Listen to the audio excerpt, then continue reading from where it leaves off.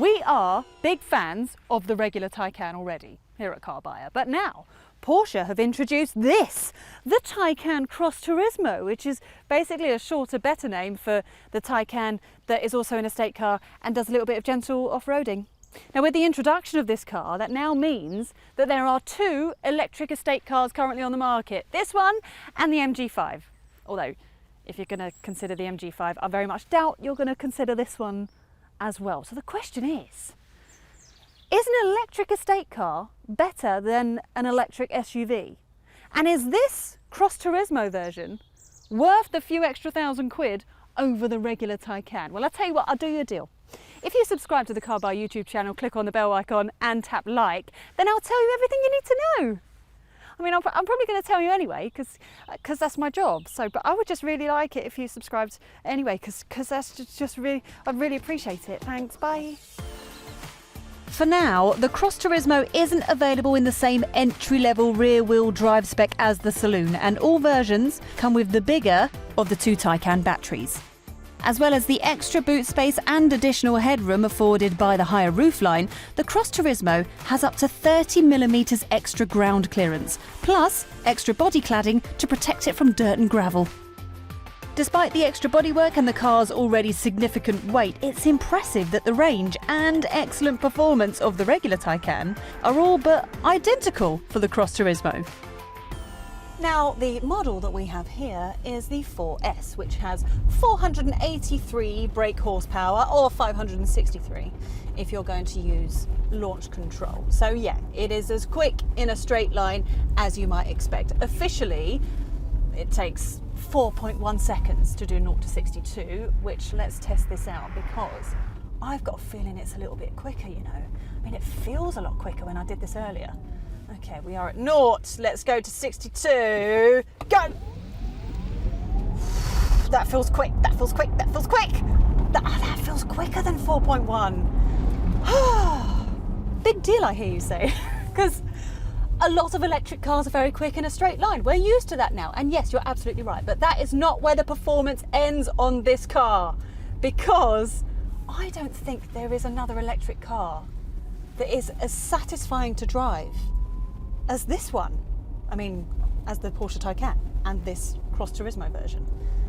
I mean, traction on this is practically unbreakable. That's all thanks to the four-wheel drive system. It just means that the judgment of the steering and the suspension is absolutely perfect, that when you're taking corners quickly, you feel so confident when you're doing it. There's a nice bit of precision and weight to the steering. It's just brilliant. Now, if you are going to take a car off-road, then the Audi e-tron's probably a better bet, because that's actually an SUV. But on-road, this is your baby. This is the one. If you spend all of your time pootling around town, then you might be able to eke out the range to nearer 300 miles. But our test car officially claims 255 miles. There are Turbo and Turbo S versions of the Cross Turismo with maximum power outputs of 671 brake horsepower and 751 brake horsepower respectively, and their ranges will be slightly smaller still depending on options and how they're driven. The entry-level 4 model has 375 brake horsepower and a maximum range of around 280 miles. The good news to accompany these relatively small range figures is that the Taycan can be charged at up to 270 kilowatts. So, you know, you'll always be able to use the quickest chargers when you can find them. A 10 to 80% charge is possible in around 20 minutes if you do. A full charge using an 11 kilowatt home wall box takes 9 hours.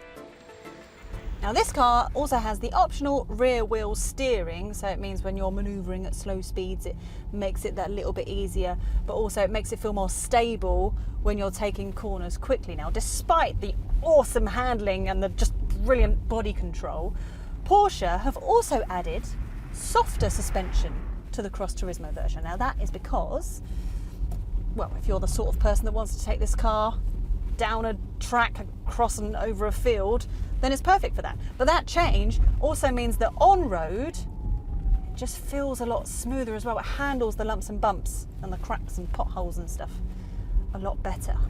I mean, you can firm up the suspension if you really want to. You can just choose a sporty driving mode. Oh, talking of modes, this one, the Cross Turismo, has a mode that the regular Taycan doesn't have, which is gravel mode. It basically means that it handles the car really well when it's on a loose surface. So then what you do is you buy the bespoke bicycle rear carrier for 1,600 quid. Pop your mountain bike on there, put it on gravel mode, drive into a forest, and then go and do some mountain biking and say things like rad and gnarly and do things like this. That's what they do, right? Bikers, like mountain bikers. I don't cycle, so I don't know if that's the thing. Or this, is it this or this? That's rock and roll.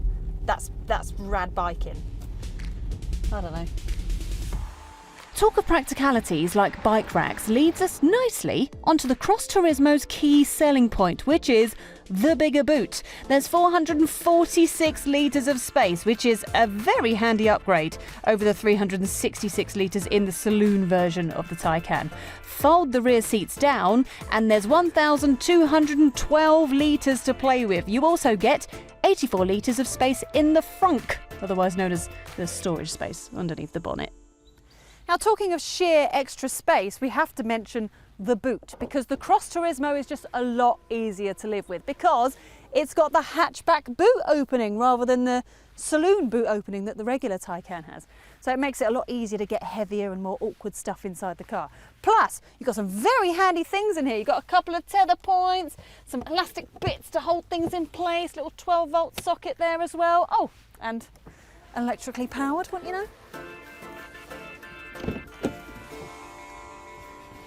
So this estate shape means it's a lot more comfortable back here for passengers. I mean, the regular Taycan is a bit of a faff to get into because of the sloping roofline, but in here it feels a lot roomy. It's not as claustrophobic. I've got a lot more headroom, a lot more knee room. I mean, getting my feet under the seat in front is still a bit of a faff, but generally this is a much more viable family car than the saloon version, because in that version you'd really just have small kids in the back, and not very often, let's be honest.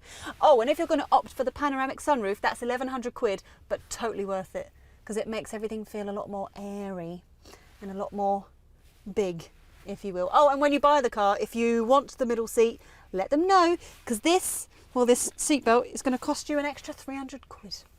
4 versions of the Cross Turismo are currently available, starting with the 4, then the 4S, then the Turbo, and then finally the Turbo S. Porsche has already launched a Sport Turismo model of the Taycan in a sporty GTS trim. It's virtually identical to the car we have here, except for the suspension and off-roadery trimmings. The Cross Turismo, in its cheapest form, starts at around £82,000, but comes with plenty of equipment as standard, including air suspension, 19-inch alloy wheels, LED headlights, climate control, and Apple CarPlay. As you move up through the range, increasing amounts of optional equipment and upgrades are included into the price. And you'd hope so, given the flagship Turbo S costs an eye-watering £140,000. Head over to the Carbuyer website for more information on the trim levels. Now, it's worth being very, very careful when it comes to the options, because it is so easy to just start ticking boxes and then all of a sudden you've got loads of options on the car and you've spent a lot more money. For example, this very lovely black and crayon leather, just under £3,000. The off-road design pack on the outside of the car, 1,500 quid. The 21-inch wheels, which look lovely, £3,000.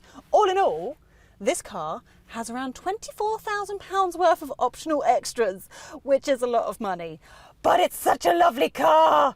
I mean, the interior is just gorgeous. They haven't changed much from the saloon version. I still love this curved screen for the digital dials, and then the lovely screen just down here for the infotainment system.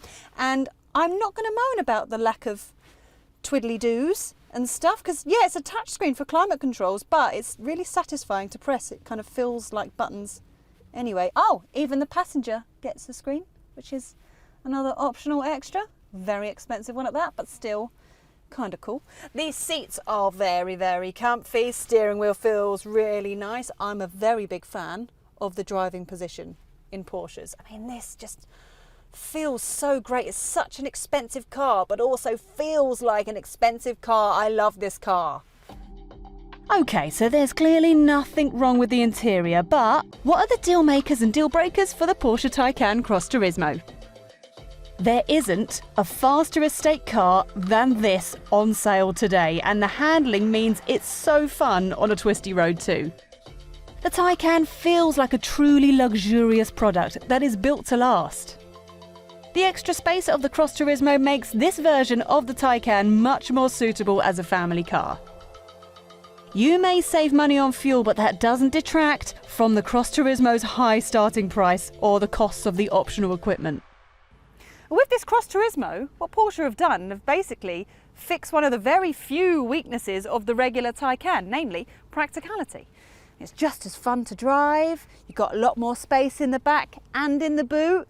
I mean, it's everything that we love about the regular saloon, but it's packaged in a much more family-sized car. It's a lot more comfortable as well, and cooler. Do you know what, if I was going to have an electric car now, I think I'd have a Porsche Taycan. And I think I'll have this one, this particular one. So you're definitely not witnessing a theft right now, but I'm just going to take it home. It's fine, I'm allowed.